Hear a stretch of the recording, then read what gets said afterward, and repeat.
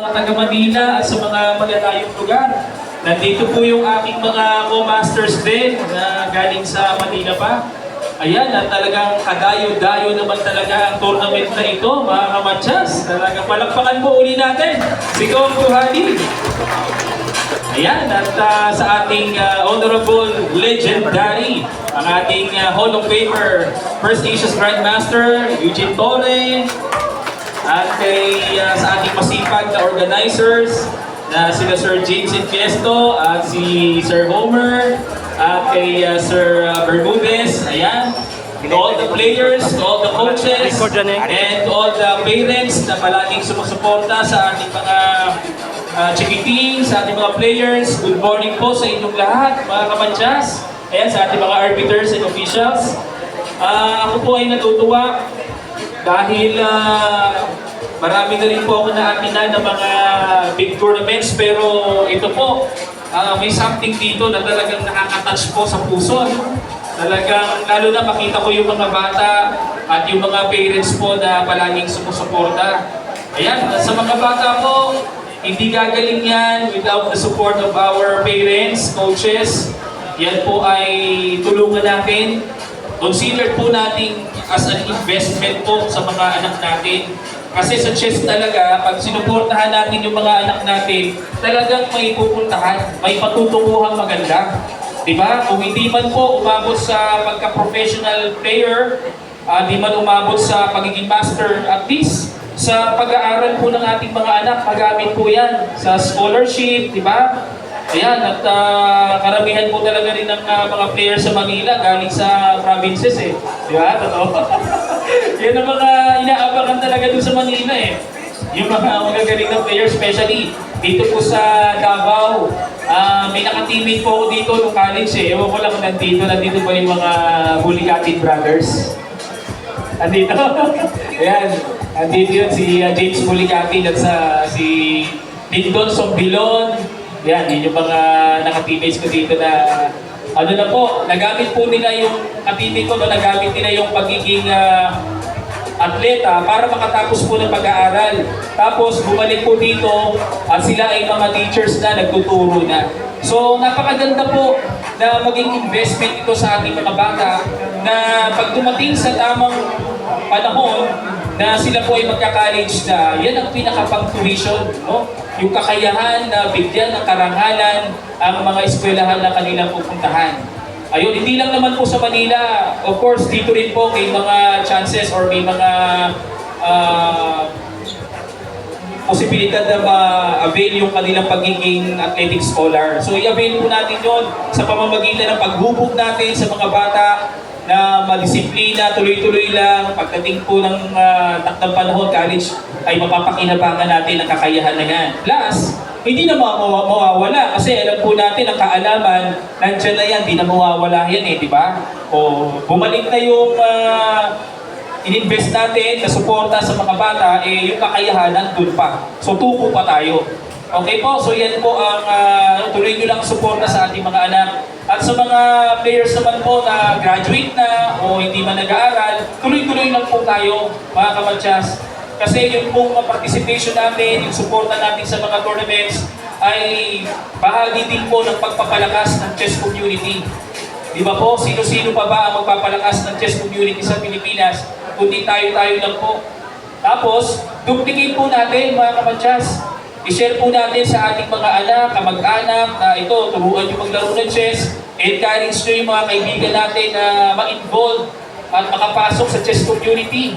Dahil mas marami pong miyembro ang ating chess community, mas malaki po ang posibilidad na lumakas ng chess sa ating bansa, mga kamatsyas. Magaya po ng India ngayon, di ba? Sa India, grabe ang India, talagang nagulintang ang buong mundo. Men and women, wipe out ang lahat ng performance nakuha nila. Grabe ang India. So nakita ko po sa India, kaya nakapag-produce sila ng mga ganong classic players kasi ang dami ng kanilang population.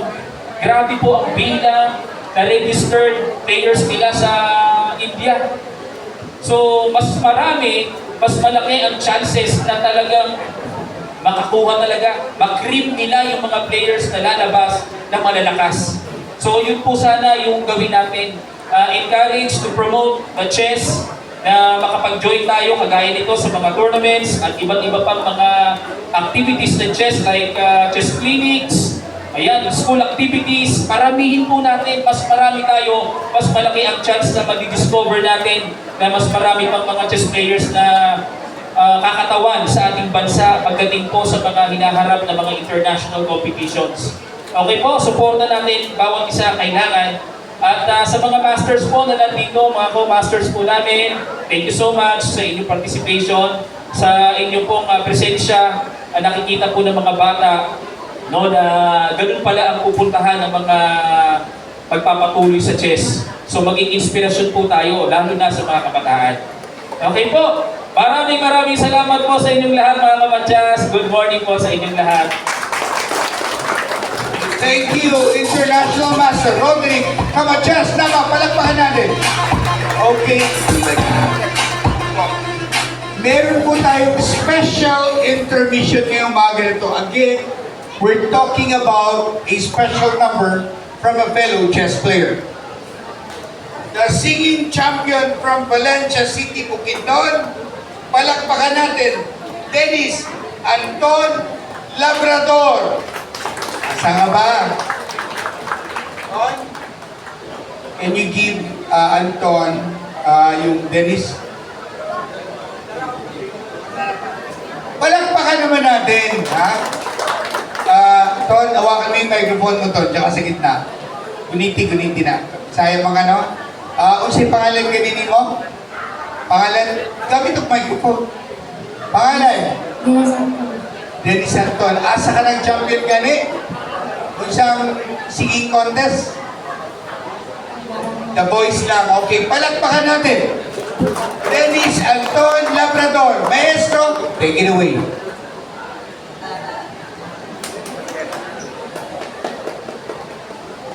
Ito yung sinasabi natin yung mga fellow chess players, may kanya-kanyang talento. Listen to the song in my heart. Palakpakan niyo naman. I can't repeat. Listen to the sound from deep within. It's only beginning to find your leaves. Oh, the time has come and my dreams will be heard. They will not be put aside and turned into your own, all 'cause you won't listen. Listen, I am alone at the crossroads. I'm not at home in my own home, and I'm trying to see what's on my mind, 'cause you should know. Now I'm done believing you. You don't know what I'm feeling. I'm more than what you made of me. I followed the voice you gave to me, but now I'm gonna find my own. You should listen. There's someone here inside, someone that thought I died so long ago. I'm screaming out, and my dreams will be burned. They will not be put aside or burned into your own, all 'cause you won't listen.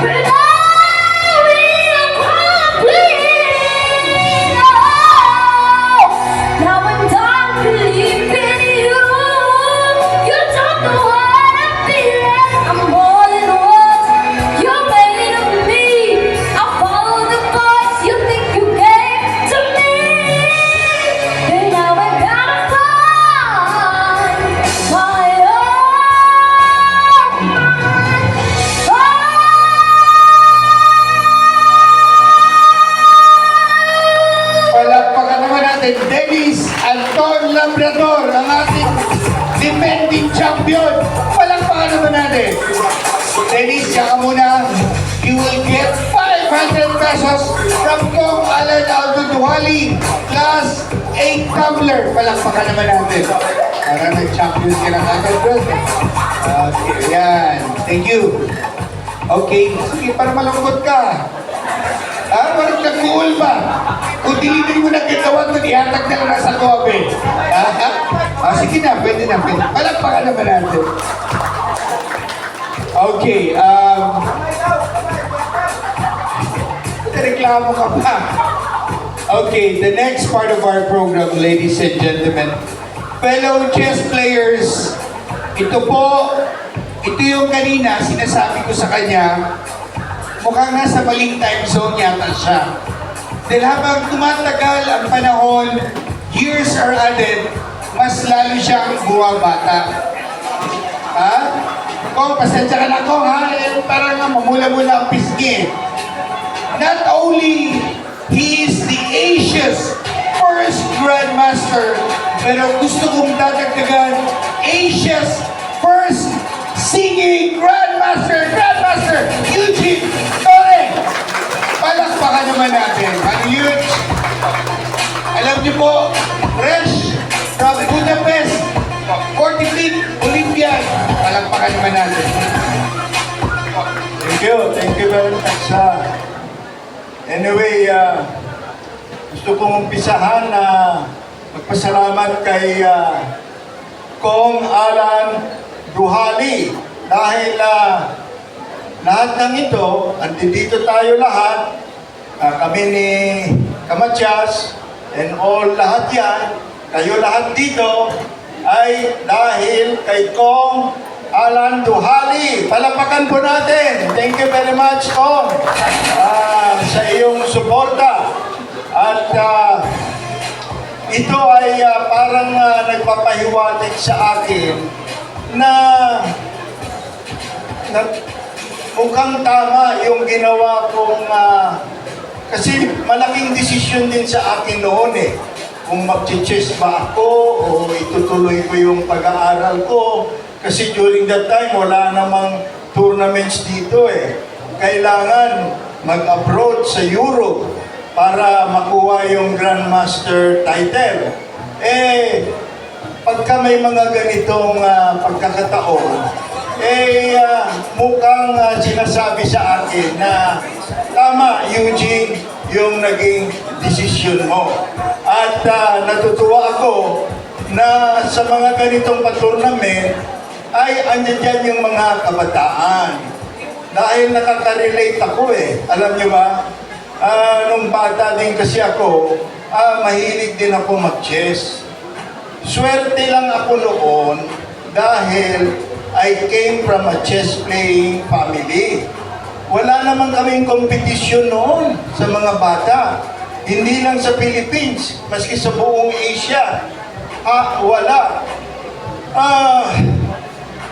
Pero ngayon, very popular na talaga ang chess, especially sa mga kabataan.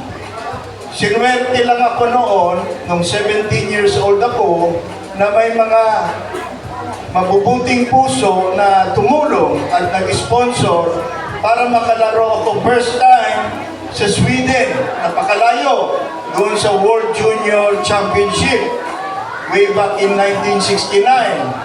Doon ko pa nga nakalaban si Karpov at muntik natin tinalo. Pero natabla yung game. At dahil natabla, siya yung naging World Junior Champion. And then 6 years later, naging World Champion na siya.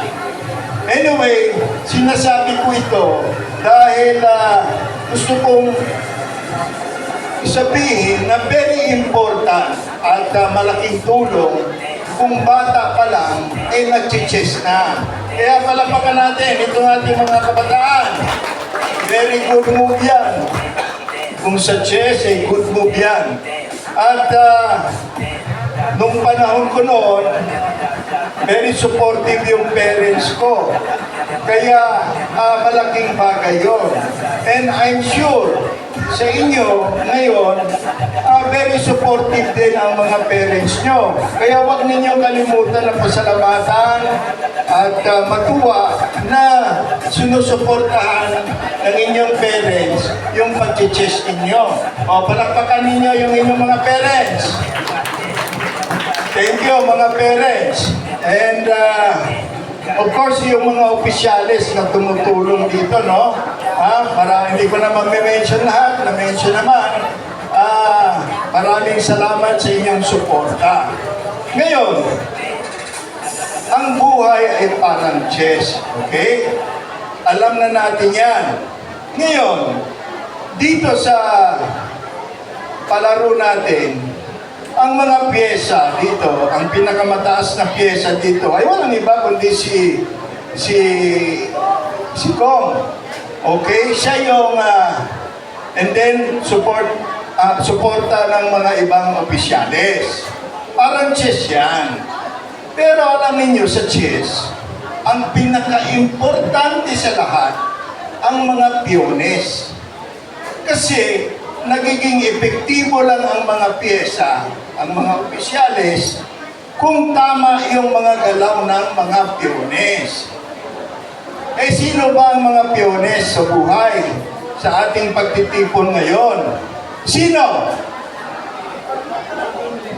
Kayong mga chess players, lalo na yung mga bata. Kayo, kung tama yung mga ginagawa ninyo, magiging successful.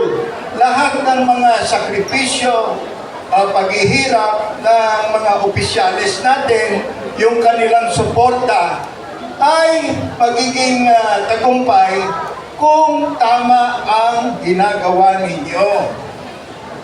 Parang sa chess, i-apply, ihanapin parati yung mga good moves.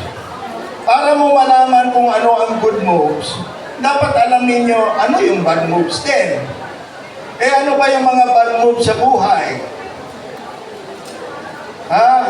Number 1, droga, blunder. Inom ng alak, blunder. Sigarilyo, blunder. Puro mga blunder, marami mga blunder dyan. Yung kumakain ng hindi masustansya, blunder. Yung mga cheating, blunder. Kasi sa chess, hindi ka pwedeng mag-cheat. So, parating natitrain kayo sa chess na hanapin yung mga good moves. Ano ba yung mga good moves? O, kain ng mga masustansyang gulay para lumakas. Maganda ang tulog. May exercise. Hindi naman pwede puro mental lang. Kailangan physically fit din. Tignan ninyo yung mga Indian players, mga bata, at physically fit. Kaya sila yung nag-world champion sa Chess Olympiad. So, kailangan physically fit kayo. Pwede naman walking lang o konting takbo. Maski anong laro, kailangan kasama ng pag-chess natin. Okay? So, i-apply lang natin sa buhay. Okay? Yun ang pinaka-importante. Yung